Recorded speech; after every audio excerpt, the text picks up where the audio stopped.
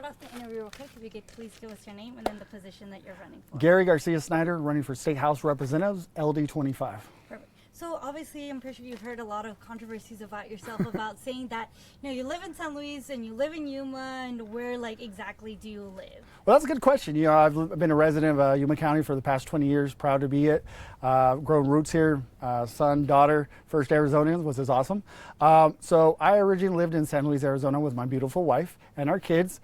After the 2022 election, I decided I was going to move to Foothills with my family, which is my mother and sister, to help them out because they have two children, one autism and the other one 70% paralyzed. While during that time, I decided I wanted to run for LD 25 State House in a different district. So we went through the ARS rules to make sure that, it was complying with. So when we checked the rules, yes, you have to live in the district for a year, which we've complied with.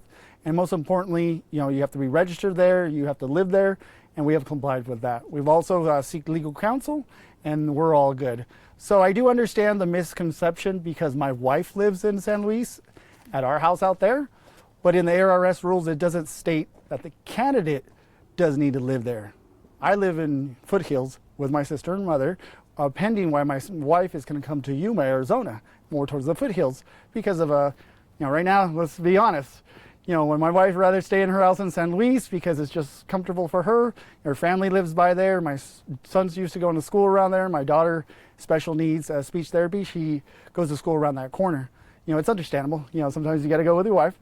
But I live here in Foothills with my sister and my mother. We're actually looking to get a house finally to move the whole family to the Foothills.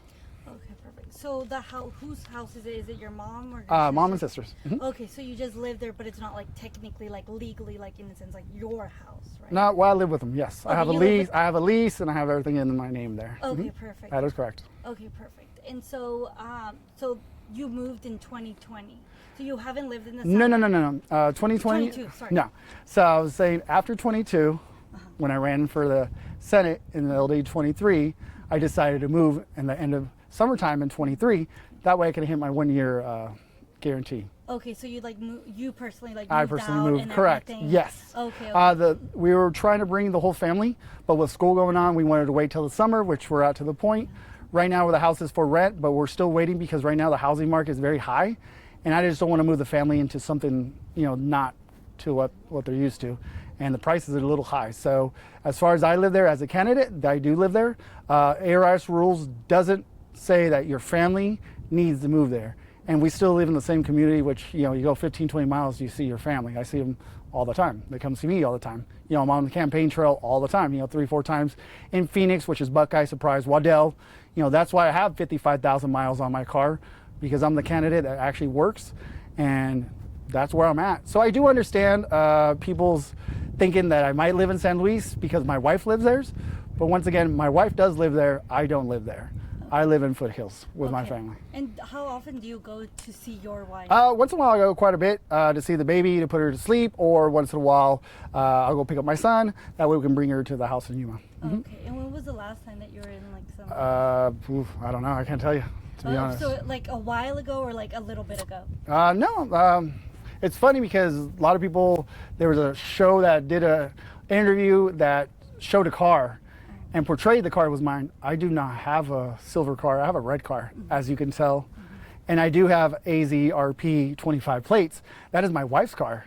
That is silver. We have two same identical cars, Hyundai Elantras, but one's red and one's silver. My car does not reside or even is at the residence in San Luis. Okay, perfect. So, because we actually went to the San Luis, and one of your neighbors said that you were there this week. Oh yeah. I went over there to pick up my son, because I get my son every other week, and brought him to Yuma. Mm-hmm. Okay, perfect. And then obviously the other part is that your whole name situation, right? Oh, so, my name is Gary Snyder. That is correct. My dad passed away, veteran. So we, in a Hispanic family, we bring in our mother's name. But in the States, you don't use your mother's name. I added it before Snyder because she is the living parent that I have. So just out of respect for her, Gary Garcia Snyder. Okay, but you're not Gary James Snyder. Yes, that's the full name. Gary James Snyder, but Gary Garcia Snyder. Okay. For the last name wise. Okay. Because I do not use my middle name. I'm not a junior as well. Okay, perfect. So, because I know a lot of people were saying like there was a difference between you say that you weren't that or Gary James Snyder in that there's a different guy that kind of has your same name, correct? There's quite a few stuff that just people pulled, and like I said, I have a global entry card, and if anyone checks what a global and border patrol will tell you, it's a rigorous background check. You know, it goes through quite a bit of agencies, and that global lets me travel the world, saying secure that you're not a criminal, you're not a terrorist. You know, I do it because I play baseball, and when I own baseball leagues, as many people know, I travel the world with that card with no problems. Okay, perfect. So you're not that one guy. How can I explain it? You are, but you're not in a sense. Like James is in your name, but you don't kind of claim it. Yeah, right? I don't ever use it, so in any way. Okay, perfect. Cause I feel like I know people were saying that like they pulled up stuff and stuff, saying that like you had like a criminal history and Correct. stuff, but you say that that's not you. Correct. You can just pull up the background, and then just with the global card, that will just tell you straight up. No one can have it's like having a century. You can't have a background. So the global is the highest. It's a high clearance.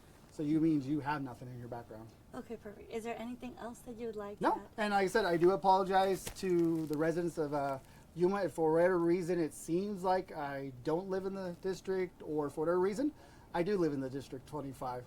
My wife does live in San Luis, which is LD 23, but in our ARAS rules, we comply.